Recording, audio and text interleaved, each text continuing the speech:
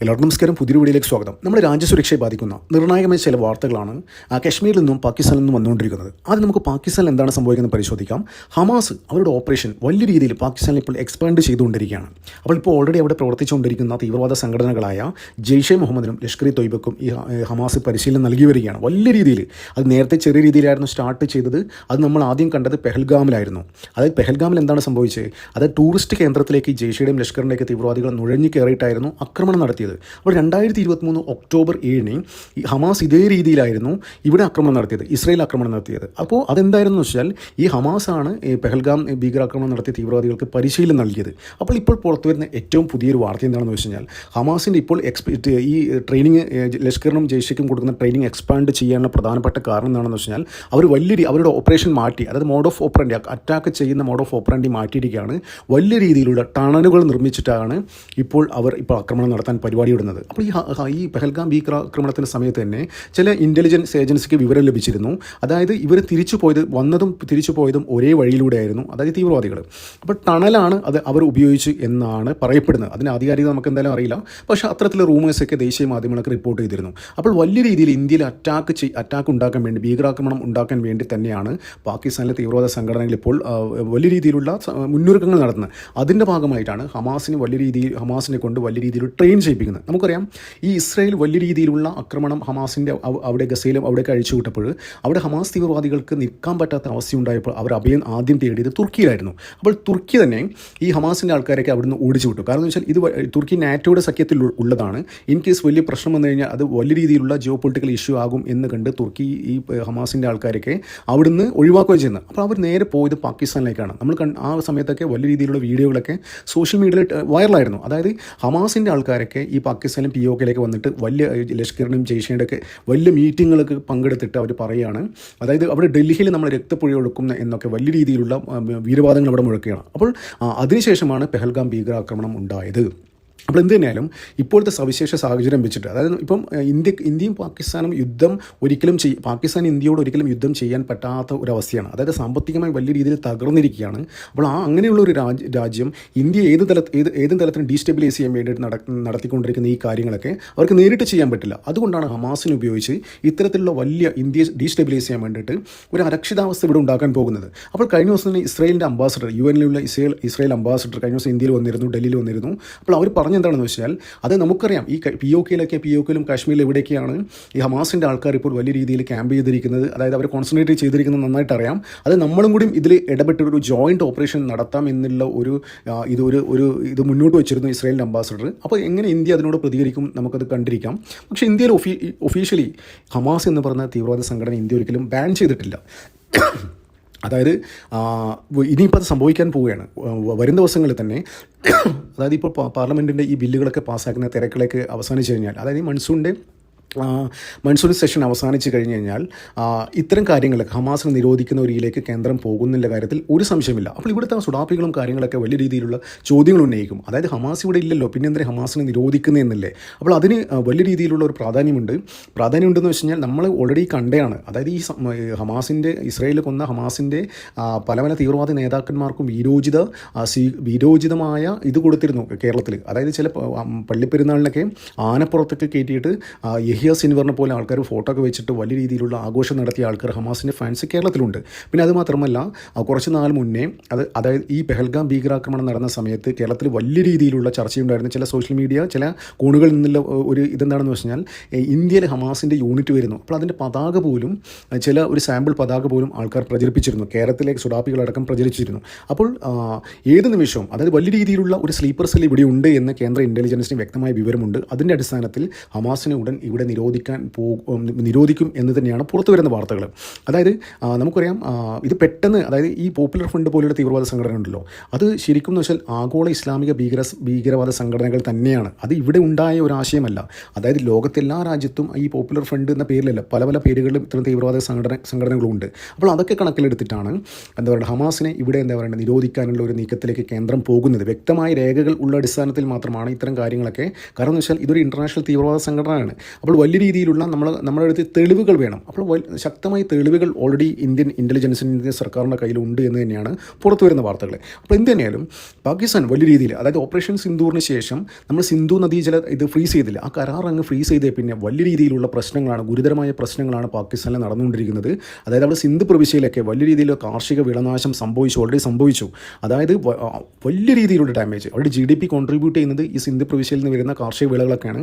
പാകിസ്ഥാൻ ഏറ്റവും കൂടുതൽ പുറത്തേക്ക് എക്സ്പോർട്ട് ചെയ്യുന്ന, പ്രത്യേകിച്ച് ലാറ്റിൻ അമേരിക്കയിലടക്കം എക്സ്പോർട്ട് ചെയ്യുന്ന ഗോതമ്പ്, ബാർലി, ചോളം, അങ്ങനെ പല പല കാര്യങ്ങളും പൂർണ്ണമായി നശിച്ചിരിക്കുകയാണ്. അതായത് എക്സ്പോർട്ടിങ്, ഈ മേഖലയിലുള്ള പാകിസ്ഥാൻ്റെ എക്സ്പോർട്ടിങ് ഇപ്പോൾ പൂർണ്ണമായി നിലച്ചിരിക്കുകയാണ് ഈ സിന്ധു നദീജല കരാർ ഫ്രീസ് ചെയ്തേ പിന്നെ. അത് വലിയ രീതിയിലുള്ള തിരിച്ചടി പാകിസ്ഥാൻ ഉണ്ടായിട്ടുണ്ട്. അതുകൊണ്ട് തന്നെ ഈ വലിയ രീതിയിലുള്ള സാമ്പത്തിക തകർച്ച പാകിസ്ഥാൻ ഉണ്ടായിരുന്നു. അപ്പോൾ നമ്മൾ പെഹൽഗാം ഭീകരാക്രമണത്തിന് ശേഷം ഇന്ത്യ ഈ ഒരു കരാർ ഫ്രീസ് ചെയ്തപ്പോഴും എല്ലാവരും ചോദിച്ചു, ഈ ഒരു കരാർ ഫ്രീസ് ചെയ്ത് കഴിഞ്ഞാൽ പാകിസ്ഥാൻ അത് എങ്ങനെ നമ്മൾ കൊടുക്കുന്ന അടിയാകുമെന്ന്.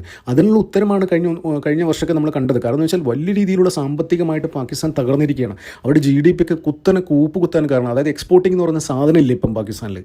അപ്പോൾ ആ അത്തരത്തിൽ പാകിസ്ഥാന് വലിയ രീതിയിൽ പ്രഹരം കൊടുത്ത ഇന്ത്യക്ക് ഏത് വിധേനയും ഒരു അടി കൊടുക്കണം എന്ന് തന്നെയാണ് ഇവരിപ്പോൾ പാകിസ്ഥാനിലൊക്കെ വലിയ രീതിയിൽ ആ രീതിയിലാണ് ചർച്ച പോകുന്നത്. അതുകൊണ്ട് തന്നെയാണ് ഈ ലഷ്കറിനായാലും ഈ ജയ്ഷയ്ക്കായാലും ഹമാസിനെ വിളിച്ചുകൊണ്ട് ഇത്തരത്തിൽ ട്രെയിനിങ് കൊടുക്കുന്നത്. നമുക്കറിയാം ഓപ്പറേഷൻ സിന്ദൂറിൻ്റെ സമയത്ത് തന്നെ ലഷ്കറിൻ്റെ ആയാലും ജയ്ഷയുടെയൊക്കെ ഹെഡ് ക്വാർട്ടേഴ്സിലാണ് നമ്മൾ കയറി പ്രിസൈസ് അറ്റാക്ക് ചെയ്ത് തകർത്ത് കളഞ്ഞത്.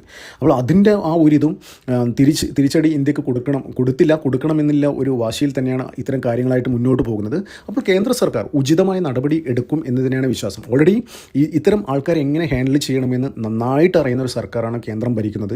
കാരണം എന്ന് വെച്ചാൽ ഓൾറെഡി നമ്മൾ പറഞ്ഞിട്ടുണ്ട്, അതായത് ഇനി ഓപ്പറേഷൻ സിന്ദൂർ അവസാനിച്ചിട്ടില്ല, ഇനി ഇത്തരത്തിലുള്ള ഒരു അറ്റാക്ക് ഉണ്ടായി കഴിഞ്ഞു കഴിഞ്ഞാൽ നമ്മളെന്താ പറയേണ്ടത്, തീർത്ഥങ്ങളെ പാകിസ്ഥാൻ ഭൂപടത്തിൽ തന്നെ ഇല്ലാതാക്കുമെന്നുള്ള വ്യക്തമായ മെസ്സേജ് നമ്മുടെ സർക്കാർ പാകിസ്ഥാന് കൊടുത്തിട്ടുണ്ടായിരുന്നു. അപ്പോൾ പാകിസ്ഥാൻ ഇപ്പോൾ കോപ്പ് കൂട്ടിക്കൊണ്ടിരിക്കുന്ന, അതായത് പാകിസ്ഥാനെ ഹമാസിനെ ഉപയോഗിച്ച് നടത്തിക്കൊണ്ടിരിക്കുന്ന ഈ ഒരു പരിപാടി വലിയ രീതിയിൽ ഒരു പക്ഷേ അതായത് ഇവിടെയും വലിയ ഫാൻസ് ഉണ്ട്. പാകിസ്ഥാന് തന്നെ അറിയാം, അതായത് ഇത്തരം കാര്യങ്ങളൊക്കെ എന്തിനാണ് നമുക്കൊരു ചലഞ്ച് തന്നെയാണ്, ചലഞ്ചാണ്. കാരണം എന്താണെന്ന് വെച്ച് കഴിഞ്ഞാൽ ഈ ടണലുകളിലൂടെയുള്ള അറ്റാക്ക് ഉണ്ടല്ലോ വലിയ രീതിയിലുള്ള പ്രശ്നങ്ങൾ ഉണ്ടാക്കും. എന്തിന് ഇസ്രയേലിന് പോലും ഈ ഹമാസിൻ്റെ ടണൽ ഓപ്പറേഷനായിരുന്നു അവർക്ക് ഏറ്റവും, അതായത് എതിരെ നിന്നൊരു ഫാക്ടർ.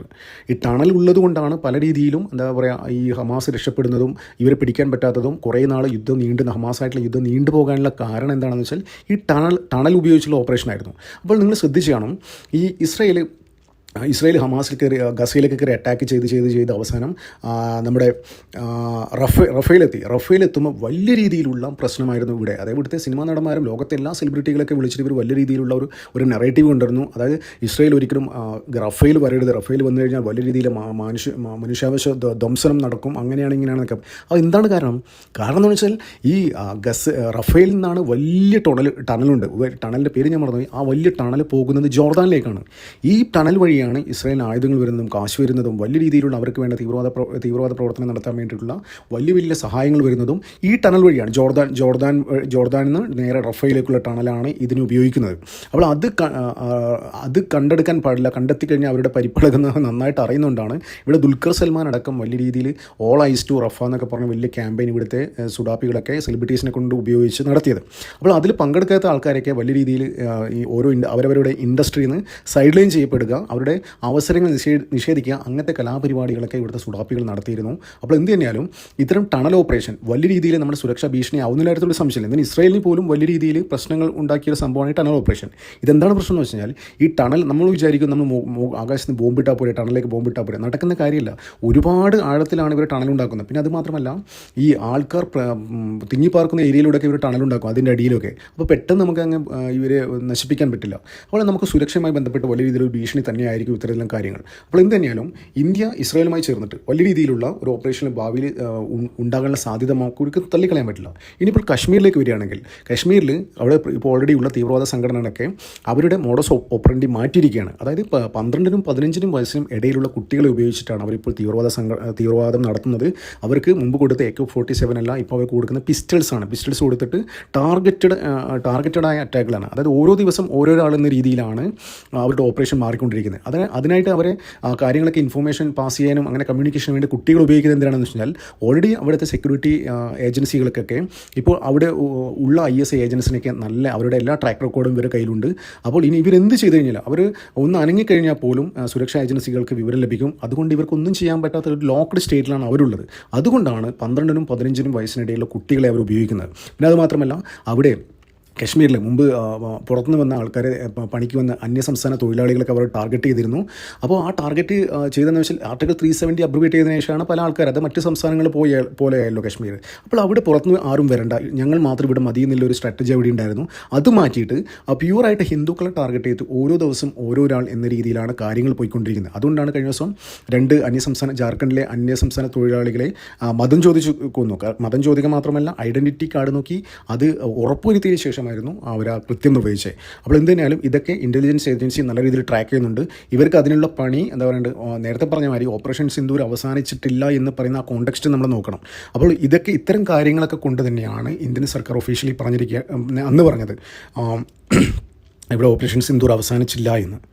അപ്പോൾ വരും ദിവസങ്ങളിൽ ഇവരൊക്കെ നല്ല രീതിയിൽ കൈകാര്യം ചെയ്യുന്ന കാര്യത്തിൽ ഒരു സംശയമില്ല. ഇപ്പോൾ പാർലമെൻറ്റിൽ നടക്കുന്ന ഈ ബില്ലുമായി ബന്ധപ്പെട്ട വിഷയങ്ങളൊക്കെ ഒന്ന് മാറ്റി നിർത്തിക്കോ.